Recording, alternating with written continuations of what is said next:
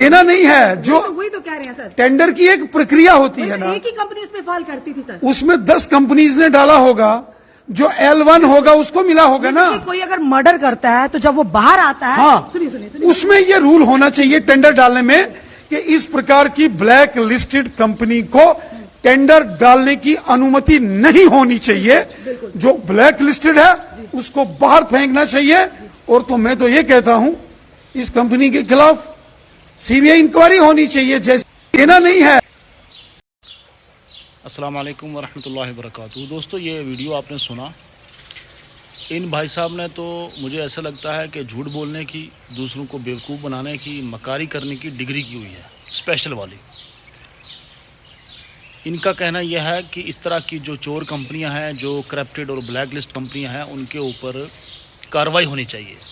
तो आप किसको ये चीज़ें सुना रहे हैं? सेंटर में गवर्नमेंट आपकी, वज़ीर आज़म आपकी पार्टी का, जम्मू कश्मीर के अंदर गवर्नर आपकी पार्टी का, और आप बीजेपी के स्टेट प्रेसिडेंट।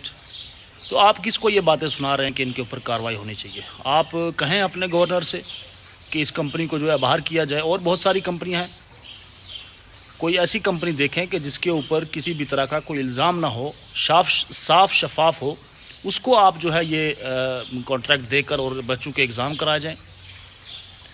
आपने मुझे समझ नहीं आती कि आज वो आपके जो बड़े बड़े वादे थे वो सब कहाँ गए। आपने कहा था कि 370 और 35A को जम्मू कश्मीर से ख़त्म करने के बाद जम्मू कश्मीर के अंदर खुशहाली आएगी। यही वो खुशहाली है कि जिसको लेकर आज जो है हमारे जो यहाँ के जो बच्चे हैं, बच्चियाँ हैं, स्टूडेंट हैं, वो आज जो है सड़कों पर हैं। उनके ऊपर आपकी पुलिस जो है लाठी चार्ज कर रही है। यही खुशहाली है। इस तरह की खुशहाली हमें नहीं चाहिए, ये आप अपने पास रखें। आप जल्द अज जल्द जो है किसी अच्छी कंपनी को ये काम देकर बच्चों के एग्ज़ाम करवाएं। हमारे जो बच्चे हैं, हमारा जो मुस्तकबिल है, उनको क्यों आज सड़कों पर उतरना पड़ रहा है?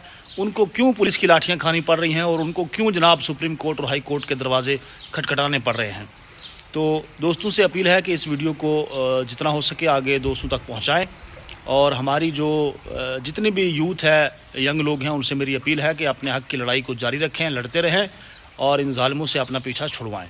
बहुत बहुत वीडियो को ज़रूर आगे दोस्तों तक पहुंचाएं और इस नारे के साथ कि पढ़ाई हमारी, मर्ज़ी तुम्हारी, नहीं चलेगी, नहीं चलेगी।